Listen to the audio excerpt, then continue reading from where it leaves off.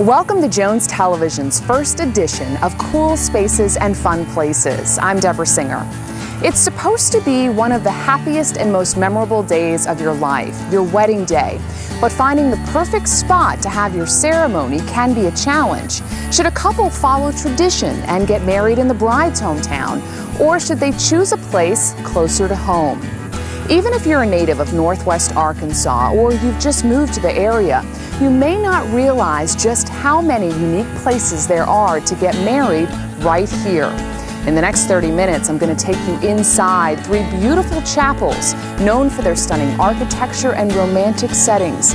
And we'll find out why thousands of couples are being drawn to Northwest Arkansas to tie the knot. We begin at St. Catherine's at Belle Gable. Tucked away in a wooded area off a country road in Fayetteville, you'll find Stone Chapel Lane, a trail-like road that opens up into a lush spot with a beautiful chapel that looks as though it came straight from England. Parts of St. Catherine's did come from England, but this chapel is the creation of local engineer Lowell Boynton. Mom and Dad liked to go to England. They liked the little family chapels that you would see that were next to the castles that were there in Europe.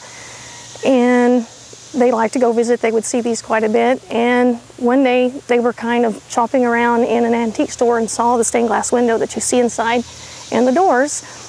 And they kind of thought, hey, instead of going to England, why don't we build one here? It's just one of those kind of crazy ideas that kind of took off. Anne and Lowell Boynton bought those stained glass windows and 600-year-old doors they spotted in England. And in the summer of 1986, using no plans but the details in his head, Lowell began building the chapel. He and Mother worked together as a wonderful team. She is the artist and he's the builder, and she would sketch out ideas. They would look at chapels. They had been to Europe. They knew what they kind of wanted. They based this on several chapels they had seen in Europe. He built it every day for 13 years. Every single day he would come home from work and climb up on scaffolding he designed with the crane he designed and would go up, and he would work it out in his head at night and then make it happen. Aside from the doors and windows, the entire chapel was made from local materials.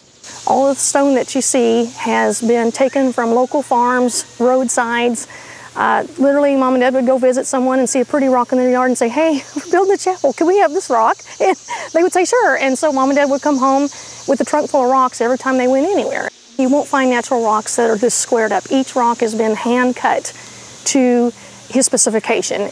Rocks are naturally kind of rounded in shape, they're eroded, so you can take a ruler and poke it up all up and down within the stonework, and you'll find the depth of the concrete relative to the edge of the rock is consistent all the way up. We didn't want to destroy trees to build the chapel, so we had a huge storm with straight line winds that came through while Dad was building this, and they collected trees that were down on local properties, brought them in here, and it was all hand hewn to make it look like it would have in a chapel at that time. So there are local trees in it as well. As for the columns, what he would do is he would construct it from clay, then he would paint it with latex mold, and then mix concrete with colored dye to make it look like sandstone. And you can see where it's joining. He would do one level after another and then get a rasp and rasp it off so it would look rough and old to match the rest of the chapel. They didn't want it to look brand new. The day it was done, it was meant to look 600 years old, and of course it does. The spiral staircase that leads to the chapel's organ was inspired by the Chapel of the Sisters of Loretto in Santa Fe and was built in Pennsylvania. The pews are from a church in Cape Fear, Missouri. Lowell Boynton worked years building St. Catherine's, but he almost didn't complete it. He would work really, really long hours, especially on Saturdays and Sundays, because he could work the whole day. And one day it was raining. He was up on top of the rafters. It was the end of the work day, and he, of course, was a little bit tired. And he says he stepped on a rafter that was a little bit rain-slicked, didn't quite have his balance. And it was all the way to the top, 35 feet, and actually remembers going off the top and seeing the floor spin around him as he fell. He hit the crane on the way down and then landed on the floor. It was not expected to survive. And then when he did survive, they told us they thought he would be paralyzed. And just a few weeks later, with the crushed pelvis, he was back up there finishing the roof. He felt like it was something that he needed to do, he had to do. A year later, St. Catherine's at Belle Gable held their first church service. It was intended originally to be a family chapel. Just our family was going to have a place to pray and to worship just here on the property just for the family. That's what it was originally intended for. And as people watched it and it started to grow from the ground up, people would come out and look and they ask you, why are you doing this? And it is kind of hard to explain, but as it went up, more and more people wanted to worship here. This is a place that they wanted to worship, and the church idea kind of grew out of that. Soon, the Boynton family began getting requests from couples who wanted to get married here. Since the church didn't have a collection plate, the weddings would pay for the church expenses, the minister, the upkeep of the property, the mowing, the organist, and so those two ideas kind of evolved together. And in the beginning, we thought, oh, well, we'll have a few weddings, and it's just kind of grown and grown as people have come out here and gotten married, and the weddings have just kind of grown every year, just like the church has. This past July, the number of weddings at St. Catherine's hit a milestone, 1,000. The whole thing's a family operation. All the family lives and works here on the property. We all kind of each have our different jobs. The chapel only seats 40, but larger weddings with up to 250 people can be held outside in front of the chapel or under a tent. Most of our weddings are just your typical small weddings, but we do have the outdoor huge ones, and we also have unique, whatever kind of wedding you really want to have, we can pretty much offer here. Normally someone has been to a wedding here as a guest. They've seen it on the website or seen wedding photos and they're interested. So what they'll do is they'll call and they'll talk to my mother and they'll make an appointment. So she will sit down with them and kind of go through all the different options that we have. We have the chapel in the grounds, we have coordinated music, we have the horse and carriage, we have a lot of different options, and she kind of sits down and says, what do you want in a wedding, and can we give that to you? It's extremely personalized. To commemorate their wedding vows, married couples can pick out one of Ann Boynton's handmade beaded prayer chains made from the gardenias in her garden. Another unique feature here at St. Catherine's are the beautiful white doves. They're actually in training right now, but they will soon be used at the wedding ceremonies.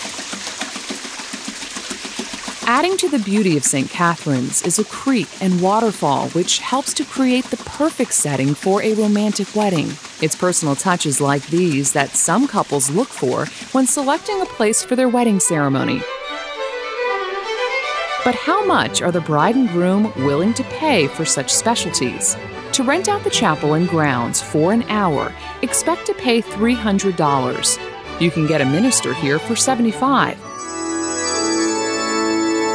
Music starts out at $150, and it'll cost you $200 to hold your wedding reception here. So tell me, what is it like, Lori, to actually have a job where you are sharing in something that is usually so intimate between two people? Well, that to us is the biggest perk of this job. We get to be a part of these people's lives that is so incredibly joyous. It's so beautiful. It's the happiest moment. This is the biggest day in most people's lives. And we get to be a part of that. We're also part of the reason that things come together so well for them, so they can just sit back and enjoy their wedding day. So to help people achieve what is going to be one of the best memories in their entire life is a huge part of our life here, and that's part of what makes the job so fun. We enjoy it so much. It really is picture perfect out here at St. Catherine's. I can understand why so many couples choose to get married here. I've got two more gorgeous wedding chapels to show you. They're in nearby Eureka Springs and Bella Vista. Those popular wedding spots coming right up after the break.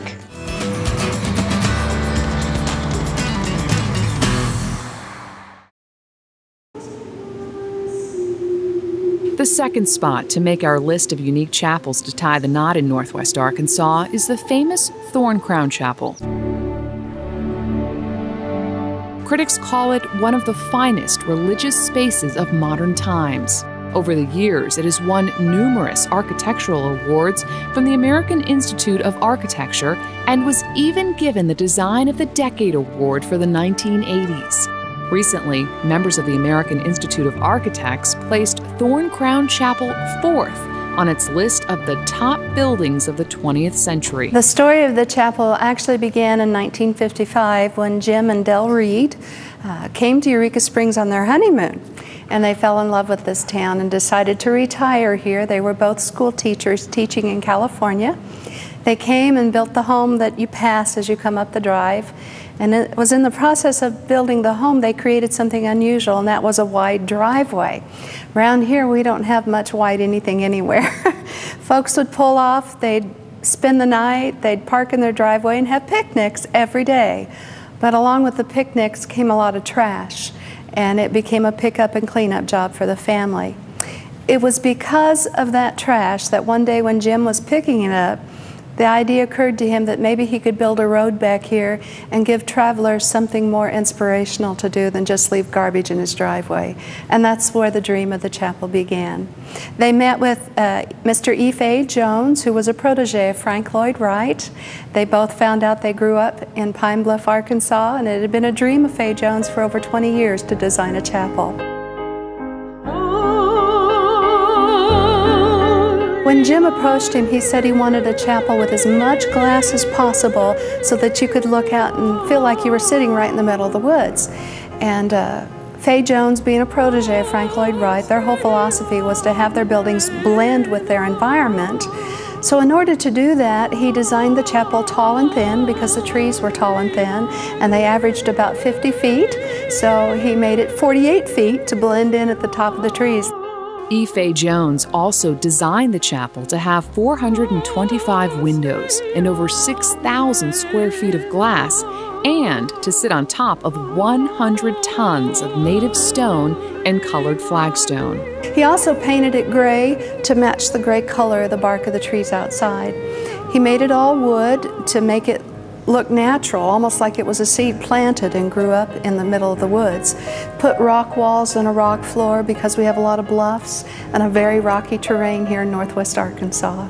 Of course, the glass just brings everything in. You really do feel like you're sitting right outdoors. On March 23, 1979, the construction crew broke ground on the mountainside. Everything was going smoothly until about 4 months into the project. The building process came to a sudden halt. It would take $80,000 to build the chapel in about 8 months, but that $80,000 ran out halfway into the project. The building sat out here for nearly 3 years, half done, and nobody would loan Jim the money to finish it because they said he was a fool for building a glass chapel in the backyard of in the middle of the woods. Well, one day when he was going to quit, he decided he'd come down here and just take one last look at a dream. But that day he ended up at the front at the altar steps and for the first time in his life got down on his knees before the Lord. That day changed Jim's life. He got up never to be the same man, and he went home to wait on the hand of the Lord, believing in a verse in Philippians 4:19 that says, "My God shall supply all of your needs according to his riches and glory in Christ Jesus." 3 days later, the Lord answered that prayer. A lady in Illinois wrote him a letter, told him she was willing to loan him all the money he needed, which was around $200,000. And for a retired school teacher, that was a lot of money. But you know, they were able to repay the loan from selling one last piece of property in California. On July 10, 1980, the doors of the chapel opened to the public. E. Fay Jones, just as much as the chapel's owners, enjoyed visiting the cathedral he designed. Mr. Jones, before he passed away, used to come out, and he and his wife both, and take pictures just like a tourist. They love this place, and we miss him greatly and wish he was still here. Thorn Crown Chapel has become an international tourist attraction. Since it opened in 1980, more than 5 million people have come from all over the world to visit this woodland sanctuary, and thousands of couples have come to tie the knot here. Although Thorn Crown did not open as a wedding chapel, couples who come here to visit see it as one of the most meaningful and spiritual places to begin a new life together. We lived in Kansas at the time, and we were touring around, and we just heard about this awesome chapel and the architect that made this. We thought, wow, it's awesome, we got to go check it out. So we're just touring around and just heard the story and just decided this is the place. In 1996, Brian and Kristen Hefner exchanged wedding vows here. 12 years later, now living in Houston, Texas, they have returned for a visit to Thorn Crown with their children. It's just really good memories, and we brought our kids back to show them where it all started, and everybody that attended our wedding still talks about it today. They just loved it. It was a neat experience for them also. It takes on a whole different feel down here at nighttime. Thorn Crown's full-time music minister was also married here herself. She plays the piano and sings at a lot of the weddings now held here. We have had couples come from Japan, from France, couples who've met online. Seen a lot of weddings out here, all different types. Some of my favorite wedding stories are older couples that their spouses have died and they find another person that they can live the rest of their life with. And we've had them from full-blown extravaganzas to just two people who show up to have a very intimate time and get married. And those are very special to me because I just think it's precious that they're able to find another person to live their days with. Thorn Crown Chapel offers several wedding packages ranging anywhere from $350 to $475, depending on the amount of guests. The chapel seats up to 100 people. Your wedding package can also include the chapel's minister and a chapel host to ensure a smooth ceremony. Of course, couples are welcome to bring their own ministers to officiate the wedding. It's such a sacred place. All the beauty of this place is just amazing, and you're right in the middle of creation. And so many people want an outdoors wedding, but they don't want to deal with rain or heat, and we can still have a wedding in here and not have to deal with any of that stuff and still be in the middle of all this beauty. Those who are seeking a lifetime commitment with someone, there's no better place to come. Reserving your ideal wedding date at Thorn Crown can be a challenge, especially during those peak wedding months. There's a waiting list. There didn't used to be, but now, because May and June and September and October are what we call the wedding months, those are about 8 months to a year in advance. But the rest of the time, it's pretty easy to book a wedding out here. Winter weddings are growing in popularity at Thorn Crown Chapel. Easy to see why. In a white blanket of snow, this chapel is a definite nature lover's dream place to tie the knot. You're beginning to see that Northwest Arkansas really is home to a variety of wedding chapels. You've just seen a glass cathedral and earlier an English-style chapel. I've got one more very unique wedding location to show you in this first edition of Cool Spaces and Fun Places. It's all coming up right after the break. As we wrap up our list of unique chapels in Northwest Arkansas to tie the knot, keep in mind no two chapels are alike. But believe it or not, there is another chapel that is very similar to Thorn Crown in nearby Bella Vista in the beautiful Ozark Mountains. Mildred B. Cooper Memorial Chapel was designed by the same architect, E. Fay Jones, using the same inspiration of nature and architecture blending into one. The cathedrals of the Middle Ages were also used as a major influence. Fay Jones actually picked the spot that the chapel sits on. It sits on a peninsula on Lake Norwood, and it's kind of in the heart of Bella Vista Village. It's secluded by the woods from the hustle and bustle of daily life. Like Thorn Crown Chapel, Mildred B. Cooper Memorial Chapel is surrounded by trees and features those magnificent glass windows. But it's the 31 tons of steel that hold it all together that sets this chapel apart from all the others. There are 15 main arches, and within each of them are 3 or 4 Gothic arches. The Gothic style is from 14th century Europe. The chapel structure is transparent. Because of this, light and shadows are constantly changing shape. Mildred Cooper Chapel was built as a memorial to Mildred Cooper, and it was built by her husband, John Cooper Sr., and their 4 children. Mildred always liked going to the Thorn Crown Chapel during her lifetime, and she would spend a lot of time there, and her family knew that. The family wanted a memorial to Mildred to reflect her life's focus, which was always threefold. It was always God, community, and nature. And they felt that a chapel, Cooper Chapel, would be a very fitting memorial to Mildred. Mildred B. Cooper Memorial Chapel is mostly used as a prayer and meditation chapel. So that people can just come here and just get away from the world and find peace if that's what they're looking for. Because of the serenity people find here, the chapel also attracts special ceremonies like weddings. Who do you think is the ideal couple that would choose Cooper Chapel? I would think it would be someone who loves nature. Nature lovers like Andrew Gibbs and Katie Beth Burton, who just got engaged nearby on the same day as our video shoot. We actually went to Tanyard Creek and went up to the waterfalls, and I proposed. So she was excited, pretty happy. So now you guys are looking for a place to get married? Yeah, thought about Thorn Crown and the Cooper Chapel here. Love the Cooper Chapel. It's a beautiful place. It's a beautiful walk getting here too. I've always wanted an outdoors wedding, but it's still inside and away from bugs and everything, and everybody can be comfortable, and I think it's beautiful. On our visit to Cooper Chapel, we also found Linda McConico from Holiday Island visiting the chapel for the first time. I was asked by a very precious young lady if I would officiate at her wedding. And so after prayer, thought, and her begging, I agreed. And so I wanted to come over today and see the chapel.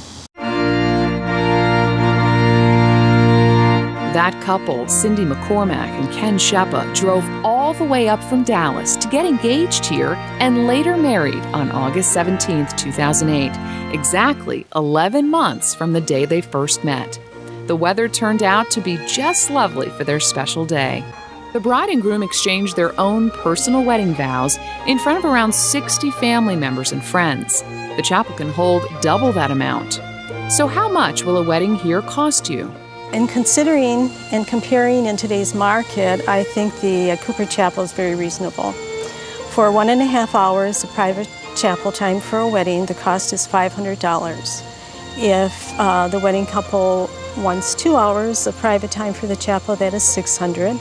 And a rehearsal for 1 hour of rehearsal time is $100. Couples will need to bring in their own minister.